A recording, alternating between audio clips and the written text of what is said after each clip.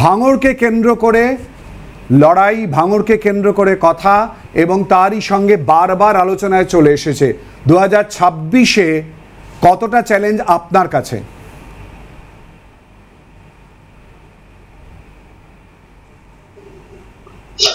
দেখুন, আমরা প্রথমে ধন্যবাদ জানাই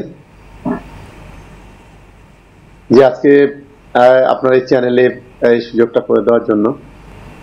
দেখুন, আমাদের কাছে ভাঙড় নিয়ে কোনো চ্যালেঞ্জ নেই, কারণ যদি আমরা 2021-এ ভাঙড়ে আইএসএফ জিতেছিল, কিন্তু 2024-এ যদি আপনি রেজাল্টটা দেখেন,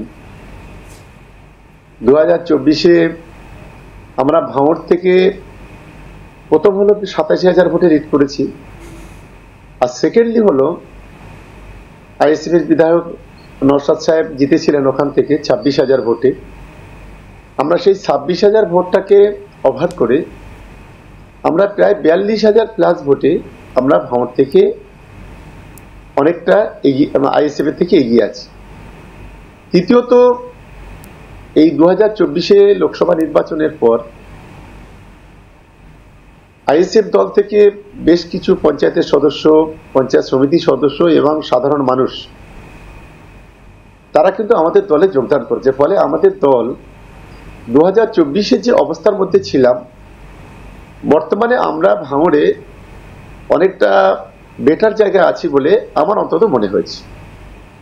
শওকত সাহেব, প্লিজ একটু আমাদের সঙ্গে থাকুন। এই একই প্রশ্নের উত্তর আপনার রাজনৈতিক চ্যালেঞ্জের কোনো বিষয় নেই। না, প্লিজ একটু আমাদের সঙ্গে থাকুন। আপনার রাজনৈতিক সতীর্থ যেহেতু আমাদের সঙ্গে এই মুহূর্তে রয়েছে, সেই জায়গায় একটু নওশাদের প্রতিক্রিয়া নিয়ে নিই। ভাঙড়ে কতটা শওকত মোল্লা বলছেন অ্যাডভান্টেজ অবস্থায় রয়েছেন, উনি অঙ্ক দিয়ে বলছেন। আমি অঙ্ক দিয়ে বলি, 2021-এর আগে 2019-এ ভাঙড়ে 1 লক্ষের অধিক মাইনাসে ছিল, সেটাকে কভার করেছে ভাঙড়ের মানুষ।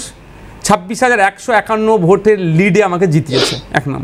দ্বিতীয় কথা, 2024-এ লোকসভা নির্বাচনে আমাদের বুথের এজেন্ট বসতে দেয়নি, শওকত সাহেবদের দলের লোকেরা মহিলাদেরকেও ছাড়িয়ে মারধর করেছে, পরে গণতন্ত্রকে বিপন্ন করে 42,000 ভোটে বলছে এগিয়ে আছে। 3 নম্বর, না 3 নম্বর আমাকে বলতে দিতে হবে। 3 নম্বর কথা হচ্ছে, এই যে পঞ্চায়েত সমিতি চলে এসেছে, সাধারণ মানুষ এসেছে, সাধারণ মানুষ যায়নি, পঞ্চায়েত সমিতিও যায়নি, হয়তো প্রেশার ক্রিয়েট করে তার দলে নিয়ে গেছে, ভোটটা কিন্তু আইএসএফ দিয়ে আছে। তার একটা প্রমাণ দিচ্ছি, শওকত সাহেবের নামে আর কাশীপুর উত্তর কাশীপুর থানার বড়বাবুর নামে অলরেডি কলকাতা পুলিশের সিপির কাছে আমার চিঠি করা হয়ে গেছে।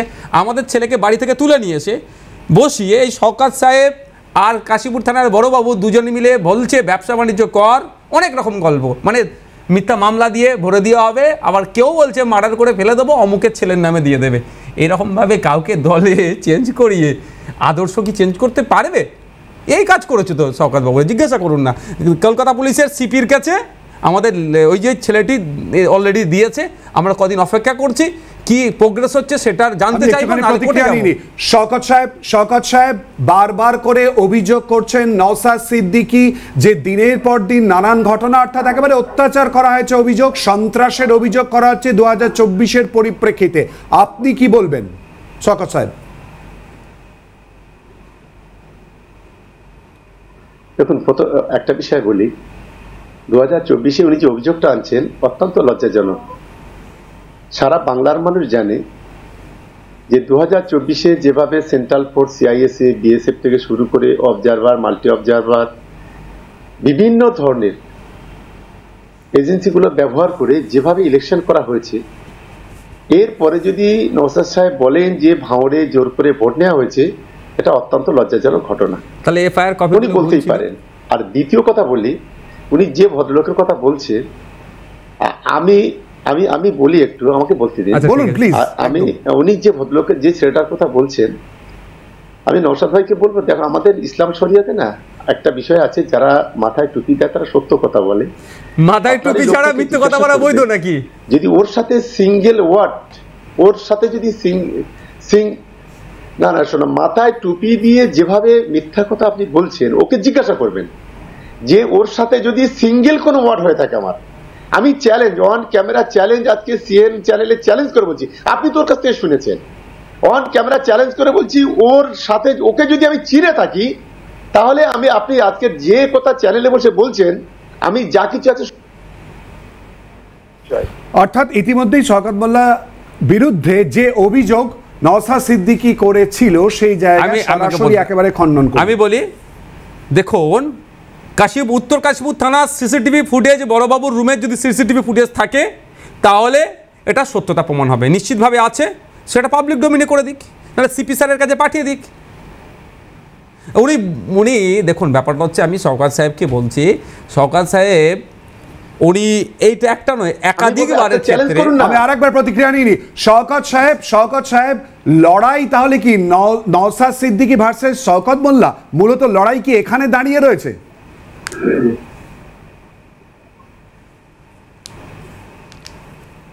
দেখুন, আমাদের একটা বিষয় আপনাকে বলি যে নওশাদ সিদ্দিকীকে শোনো, আমাদের দল হচ্ছে তৃণমূল কংগ্রেস, আমাদের নেত্রী হচ্ছে মমতা বন্দ্যোপাধ্যায়, আমরা মমতা বন্দ্যোপাধ্যায়ের আদর্শ নিয়ে কাজ করি।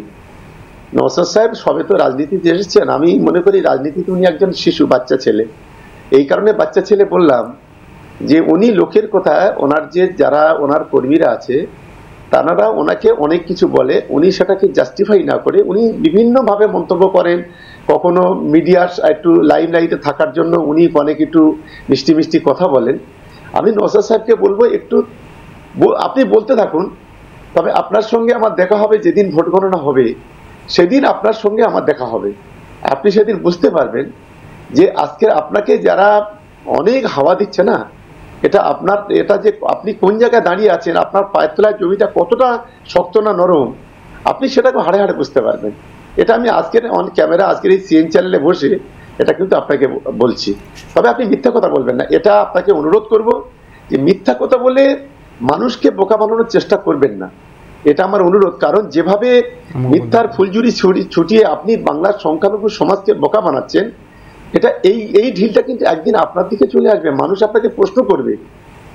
আপনি অপেক্ষা করুন, একটু সময় নেবে, তবে মানুষ একদিন আপনার কাছে এই জবাব দিয়ে আপনাকে করতে হবে। শওকত সাহেব একটু সঙ্গে থাকুন প্লিজ। ফাঁকা আওয়াজের অভিযোগ করছেন এবং 2026-এ দেখা হবে, ইতিমধ্যেই চ্যালেঞ্জ করেছেন শওকত সাহেব। শেষ হয়েছে, আমাকে বলতেই বলুন, সংখ্যালঘু আর সংখ্যাগুরুর প্রশ্ন আসলো কোথায়? তাহলে ধর্মীয় পলিটিক্সটা কে করছে? তৃণমূল কংগ্রেস, এক নম্বর। দ্বিতীয় কথা হচ্ছে মিথ্যা, আমি মিথ্যা না, শওকত সাহেব মিথ্যা, আমি প্রমাণ করে দিচ্ছি। 2014 সালে শওকত সাহেব যেখান থেকে হায়ার সেকেন্ডারি পাস করেছেন, board of youth education India যে বোর্ডের আন্ডারে পাস করেছেন, আমি বলছি না। শওকত সাহেবদের যে সরকার চলছে, সেই সরকারের একটা দপ্তর হচ্ছে কারিগরি শিক্ষা প্রশিক্ষণ এবং দক্ষতা বৃদ্ধি দপ্তর, বলছেন ওই সংস্থাটাই ভুয়ো। শওকত সাহেবের যে সার্টিফিকেট আছে সেটাই ভুয়ো, আর শওকত সাহেব অন্যজনকে বলছেন যে আপনার কি বলে আমি করেছি, সরাসরি অভিযোগ করছে। আমাকে শেষ করে। দ্বিতীয় কথা হচ্ছে, দেখুন কাল কিসনে দেখা, উনি আমাকে বলছেন গণনা কেন্দ্রে, তার আগে ভোট হবে তো প্লিজ। আমি একটুখানি সরাসরি অভিযোগ করেছি। শওকত সাহেব আপনার ডিগ্রি, আপনার শিক্ষাগত যোগ্যতা নিয়ে ইতিমধ্যেই চ্যালেঞ্জ ছুটছেন নওশাদ সিদ্দিকী, কি বলবেন?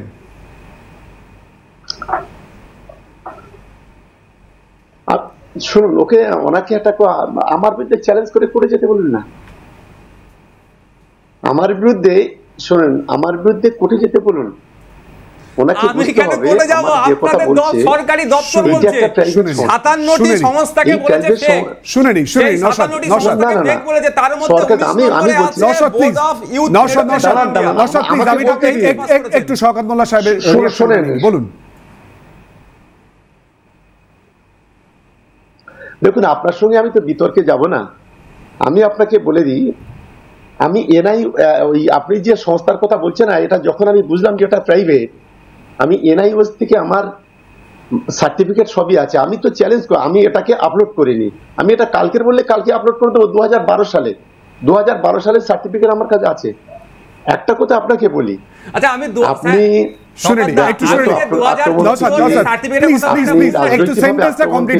বলুন শওকত সাহেব, বলুন।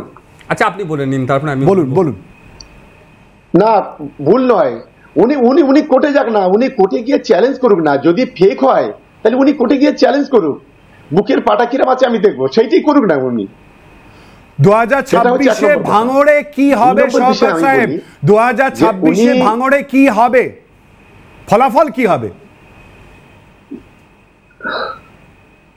শুধু এইটুকু আমি নওশাদ সাহেবকে বলি 2026-এ নওশাদ সাহেবের টিকিট পাকা আছে, চিন্তা নেই। ভাঙড় থেকে ওনাকে 0 রানে আউট হবে, এটা নওশাদ সাহেবকে আজকে আমি খুব পরিষ্কারভাবে বলে দিলাম। নিশ্চিতভাবে উনি হয়তো মুখে হাসছেন, কিন্তু এইটুকু চ্যালেঞ্জ করে বলছি 50,000-এর বেশি ভোটে তৃণমূল কংগ্রেস মমতা বন্দ্যোপাধ্যায়ের আশীর্বাদে ওখান থেকে। কদিন আগে বলছিলেন তো 1 লাখ ভোটে হারাবো, আবার 50,000 নেমে গেল কেন? দিদি বারণ করে দিয়েছে নাকি? 2021 নির্বাচনের আগে যে প্রতিশ্রুতিগুলো দিয়েছিলাম সেগুলো নিয়ে কতটা ফুলফিল করতে পেরেছি 2026 নির্বাচনের আগেই আমি বা নির্বাচনের প্রাককালে আমি সেটা প্রমাণ করিয়ে দেবো, ঠিক আছে? ওটা নিয়ে আপনাকে চিন্তিত থাকতে হবে না, করতে হবে না, 1 নম্বর। দ্বিতীয় কথা হচ্ছে যে মেডিকেল কলেজ শুধু নয়, ভাঙড়ের গার্লস মহিলাদের জন্য গার্লস ডিগ্রি কলেজের কথা নির্মাণের কথা বলেছি। ভাঙড়ের ছেলে মেয়েদের স্পোর্টসে ওনারা অনেকটা এগিয়ে, তাদের জন্য একটা উন্নত মানের স্পোর্টস কমপ্লেক্সের কথা বলেছি। ভাঙড়ের যে শ্রমিকদের স্বার্থে ওখানে হিমঘরটা দ্রুত নির্মাণের কথা বলেছি। ভাঙড়ের ব্রিজগুলো যেগুলো দুর্বল হয়ে গেছে সে কথা বলেছি। ভাঙড়ে 5টি লাইব্রেরি আছে আমাদের বিধানসভায়, তার লাইব্রেরিয়ান দেওয়ার কথা বলেছি। ভাঙড়ের জন্য এবং সারা রাজ্যের মানুষের জন্য যথেষ্ট বলেছি। দুর্ভাগ্য আমাদের বিধানসভার টিভি নাই। আপনি সরকার সাহেব একটা কাজ করুন, অল্প সময় আছে, আপকামিং সেশন থেকে বিধানসভার টিভি লাইভ চালাতে বলুন। বিধানসভাতে গিয়ে কে কি করছে, কে আমতা করছে, আর কে জনগণের হয়ে কথা বলছে, তাহলে সরকার সাহেব আপনারও অসুবিধা হবে না। সরকার সাহেব, আমার শেষ প্রশ্ন থাকবে, নওশাদ সিদ্দিকীকে কি আপনি কতটা স্নেহ করেন?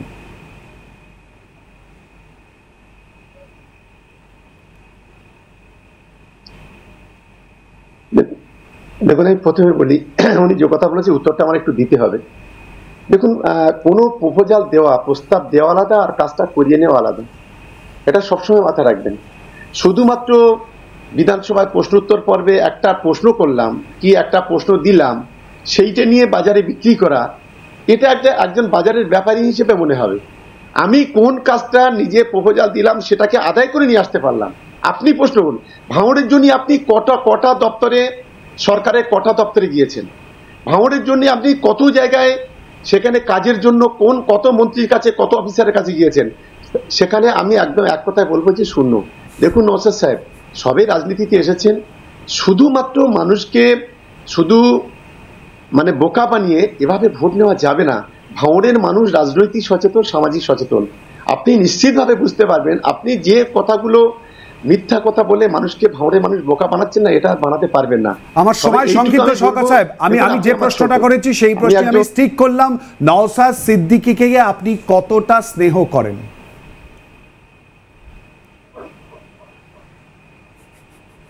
দেখুন, ও আমার ছোট ভাইয়ের মতো, এইটুকু বলবো যে আমার ছোট ভাইয়ের মতো। একজন ছোট ভাই, একজন বড় দাদা একজন ছোট ভাইকে যতটা স্নেহ করে আমি ওকে ততটা স্নেহ করি। কিন্তু রাজনীতির মাঠে তখন কিন্তু নওশাদ সিদ্দিকীর লাইন, শওকত মোল্লা লাইন। রাজনীতিতে কিন্তু 1 ইঞ্চি জমি ভাঙড়ে ছাড়া হবে না, এটা আমি নওশাদ ভাইকে আমি বলে দিলাম। চ্যালেঞ্জের কথা নিয়ে আমি নওশাদের কাছে আসবো, কারণ আমাদের সময় সংক্ষিপ্ত, আলোচনার শেষের দিকে আসবে। প্লিজ, ইতিমধ্যে স্নেহের কথা বলেছেন, ছোট ভাইয়ের মতো স্নেহ করেন, কিন্তু রাজনীতির ময়দানে কোনো ছাড়া নেই। একদম, রাজনীতিটা রাজনীতির মতোভাবে হবে। শাসকের সুযোগ নিয়ে পুলিশ প্রশাসনকে কাজে লাগিয়ে রাজনীতিটা করার থেকে ঘরে বসে থাকা অনেক ভালো। ভাই হিসেবে দাদা শওকত মোল্লাকে কি বলবেন? দ্বিতীয় কথা হচ্ছে যেটা উনি বললেন না, আমি হচ্ছে জনপ্রতিনিধি, আমার কাজ হচ্ছে আমাদের বিধানসভার কি প্রয়োজন আছে আইনসভাতে গিয়ে জানানো। Let me finish. আমার কাজ হচ্ছে বিধানসভায় জানানো, কনসার্ন ডিপার্টমেন্টাল মিনিস্টার সেটাকে সমাধান করবে। কিন্তু দুর্ভাগ্য এটাই, আমরা আমাদের সমস্যাটা শুধু ভাঙন নয়, রাজ্যের সমস্যাটা এনএসকেএফ এর টিচারদের থেকে শুরু করে মাদ্রাসার কম্পিউটার টিচারের কথা থেকে শুরু করে সময় সংক্ষিপ্ত, যার কথা শওকত মোল্লা স্নেহ করে নওশাদকে, নওশাদ কতটা সমীহ করেন বা শ্রদ্ধা করেন? দেখুন, আমি আমার বয়সের যিনি একদিনের বড় তাকে প্রত্যেককে আমি সম্মান করি, আমার থেকে যে ছোট তাকে আমি স্নেহ করি, এটাতে কোনো আমার ডাউট নাই। 1 সেকেন্ড প্লিজ শওকত সাহেব, আমার সময় একদম সংক্ষিপ্ত, বলুন কি বলছেন? 1 সেকেন্ড প্লিজ। রাজ্যের কথা যখন বললেন একটু বলার দরকার, খুব ছোট করে প্লিজ, জাস্ট 1 লাইনে বলুন, আমার সময় একদম সংক্ষিপ্ত। হ্যাঁ, দেখুন, নওশাদ সাহেবরা বলি, বিজেপি বলি, সিপিএম বলি, সারা রাজ্য জুড়ে অনেক মিথ্যা প্রোপাগান্ডা ছড়ান, কিন্তু তারপরেও 2021, 2024, 2023-এ পশ্চিমবাংলায় কিন্তু তৃণমূল কংগ্রেস জয়লাভ করেছে মমতা বন্দ্যোপাধ্যায়, অভিষেক বন্দ্যোপাধ্যায়কে দেখে, সামনে রেখে। আবার 2026 আপনি হিসাব করে রাখুন, আপনি যতই নাড়ুন কলকাঠি, নবান্নে আবার 26-এ হাওয়াই চটি। আপনি যত জোট করেন, ভোট করেন, যাই করেন, আপনি বিজেপির সঙ্গে কলাকলি করুন, আপনি কংগ্রেস সিপিএম এর সঙ্গে কলাকলি করুন, কোনো অসুবিধে নেই। কিন্তু চতুর্থবারের জন্য মমতা বন্দ্যোপাধ্যায় মুখ্যমন্ত্রী হবেন, ভাঙড়ে তৃণমূল কংগ্রেস জিতবে। Thank you so much. কি বলবে, কতটা আসন পেতে পারে? দেখুন, আমি একটা কথা বলবো সরকার সাহেবকে, এক লাইনে আমি একটা কথাই বলবো, আপনি আপনার ক্যানিং পূর্ব সিটটা নিয়ে ভাবুন, আর রাজ্যের যে পরাজয় হলে আপনারা কোন জায়গায় দাঁড়াবেন সেটা নিয়ে ভাবুন।